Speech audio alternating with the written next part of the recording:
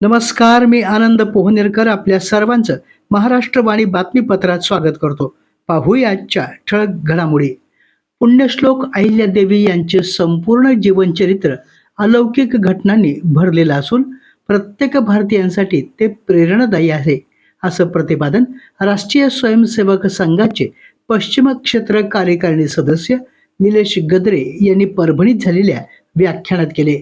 गंगा शिक्षण प्रसारक मंडळाचे अध्यक्ष रामकिशन रोंदळे यांच्या वतीने आयोजित केलेल्या पुण्यश्लोक अहिल्यादेवी होळकर पुण्यतिथीनिमित्त व्याख्यानमालेत 13 ऑगस्ट रोजी गद्रे यांनी अहिल्यादेवींचे चरित्र मांडले. कार्यक्रमाच्या अध्यक्षस्थानी डॉक्टर रामेश्वर नाईक, तर मंचावर पालकमंत्री मेघना साकोली बोर्डीकर, गौरवमूर्ती मधुश्री सावजी, रामकिशन रोंदळे आदींची उपस्थिती होती. यावेळी डॉक्टर रत्नाकर गोटे यांनी कार्यक्रमासाठी दिलेल्या शुभेच्छा संदेश हा पाठवण्यात आला. यावेळी पुण्यश्लोक अहिल्यादेवी होळकर यांच्या पुण्यतिथीनिमित्त देण्यात येणारा कैलासवासी दत्ताराव रोंदळे आणि कैलासवासी गंगाबाई दत्ताराव रोंदळे स्मृती पुरस्कार विद्याभारतीच्या अखिल भारतीय मंत्री डॉक्टर श्रीमती मधुश्री सावजी यांना जिल्ह्याच्या पालकमंत्री मेघना साकोले बोर्डीकर यांच्या हस्ते प्रदान करण्यात आला.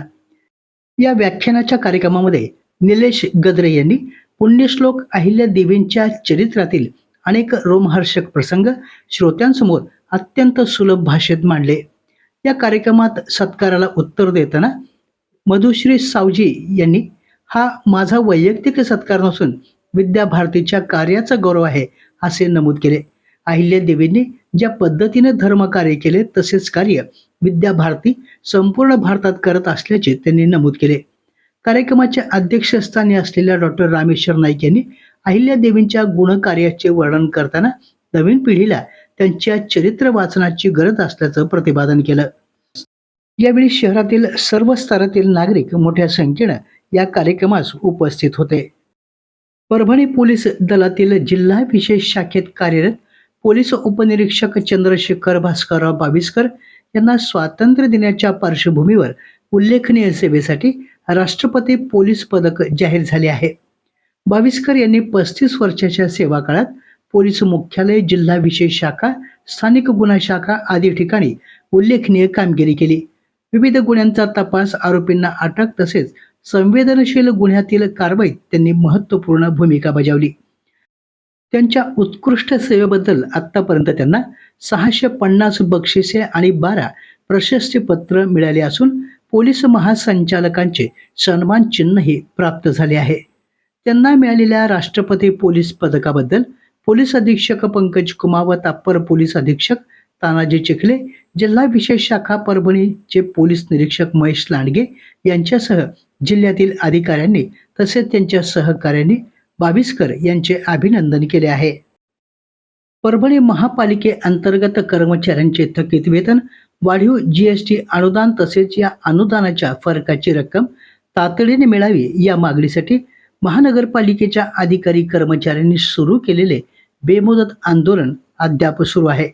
मात्र या आंदोलनाची शासनाने दखल न घेतल्यामुळे आज दिनांक 14 ऑगस्ट रोजी कर्मचाऱ्यांनी मुंडन करून आपला निषेध व्यक्त करत शासनाचे लक्ष वेधण्याचा प्रयत्न केला. यावेळी संघटनेचे पदाधिकारी मोठ्या संख्येनं उपस्थित होते. गाव पातळीवरील आरोग्य व्यवस्था अधिक सक्षम, लोकाभिमुख आणि प्रभावी करण्यासाठी सार्वजनिक आरोग्य मंत्री प्रकाश आंबेडकर हे स्वातंत्र्य दिनानिमित्त राज्यभरातील विविध आरोग्य समित्यांच्या अशासकीय सदस्यांची थेट ऑनलाईन जनसंवाद साधणार आहेत. 15 ऑगस्ट रोजी दुपारी 1:30 वाजता होणाऱ्या या जनसंवादातून गावातील आरोग्यविषयक प्रश्न, सूचना आणि अपेक्षा थेट आरोग्यमंत्र्यांपर्यंत पोहोचणार असून त्याचवेळी राज्यातील विविध नवीन आरोग्य संस्थांचे ऑनलाईन उद्घाटन देखील करण्यात येणार आहे. निरोगी महाराष्ट्रासाठी शासन, आरोग्य यंत्रणा आणि समाज यांची भागीदारी अधिक मजबूत करणे या दिशेनं होणारा हा जनसंवाद आरोग्य क्षेत्रातील लोकसहभागाला नवी दिशा देणारा ठरणार आहे.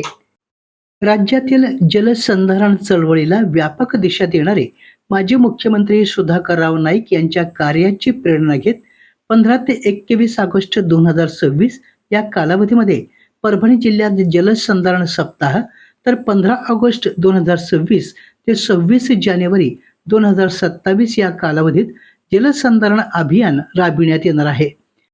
दिनांक 21 ऑगस्ट हा सुधाकरराव नाईक यांचा जन्मदिवस असून हा दिवस जलसंधारण दिन म्हणून साजरा केला जाणार आहे. या निमित्तानं 21 ऑगस्ट रोजी महावॉकथॉन वॉक फॉर वॉटर उपक्रम आयोजित करण्यात येणार आहे. जिल्हाधिकारी कार्यालय ते वसंतराव नाईक मराठवाडा कृषी विद्यापीठाचे क्रीडा संकुल असा सुमारे 3 किलोमीटरचा हा वॉकथॉन असणार आहे.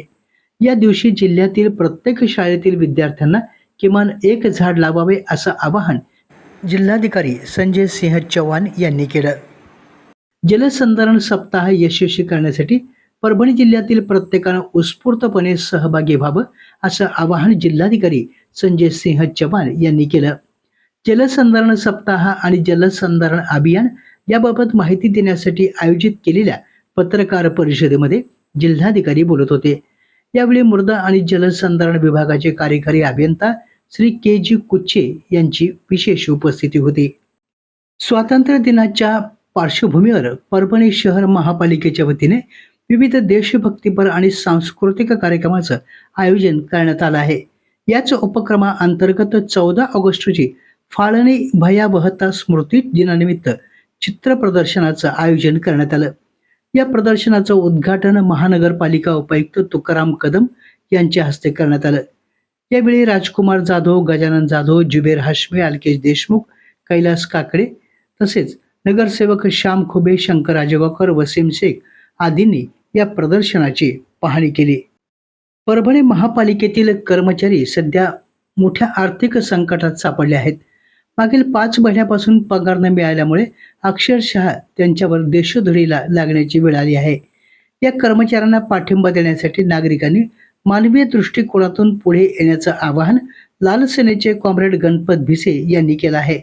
लाल सेनेच्या वतीनं आज जिल्हाधिकारी डॉक्टर संजय सिंह चव्हाण यांच्या मार्फत मुख्यमंत्री देवेंद्र फडणवीस यांना निवेदन देण्यात आलं. परभणी महापालिकेची शासनाकडे शेकडो कोटी रुपयांची थकीत रक्कम येणे बाकी आहे. ही रक्कम शासनाने महापालिकेला त्वरित द्यावी आणि कर्मचाऱ्यांच्या समस्या सोडवाव्यात अशी मागणी देखील या अनुषंगाने करण्यात आली. यावेळी लाल सेनेचे अशोक ओबाळे, एल.डी. कदम, किशोर कांबळे, दिलीप कांबळे, हेमंत साळवे, माऊली साळवे आदी उपस्थित होते. भारताच्या 80व्या स्वातंत्र्य दिनानिमित्त मुख्य शासकीय ध्वजारोहण समारंभ 15 ऑगस्ट 2026 रोजी सकाळी 9:05 जिल्हाधिकारी कार्यालय परभणी येथे आयोजित करण्यात आला आहे. राज्याच्या आरोग्य राज्यमंत्री तथा परभणी जिल्हा पालकमंत्री मेघना साकोरे बोर्डीकर यांच्या हस्ते ध्वजारोहण कार्यक्रम होणार आहे. या कार्यक्रमास उपस्थित राहण्याचं आवाहन जिल्हाधिकारी संजय सिंह चव्हाण यांनी केलं आहे. हिंगोली येथे भारताच्या 80व्या स्वातंत्र्य दिनानिमित्त पालकमंत्री तथा अन्न आणि औषध प्रशासन विशेष सहाय्य मंत्री नरहरी झिरवाळ यांच्या हस्ते मुख्य शासकीय ध्वजारोहण कार्यक्रम 15 ऑगस्ट 2026 रोजी सकाळी 9:05 जिल्हाधिकारी कार्यालय हिंगोली येथे होणार आहे. या कार्यक्रमास उपस्थित राहण्याचं आवाहन जिल्हाधिकारी राहुल गुप्ता यांनी केलं आहे. आपल्या जिल्ह्यातील अपडेट बातम्या पाहण्यासाठी आमच्या महाराष्ट्रवाणी या चॅनलला लाईक करा, सबस्क्राईब करा आणि शेअर करा. धन्यवाद.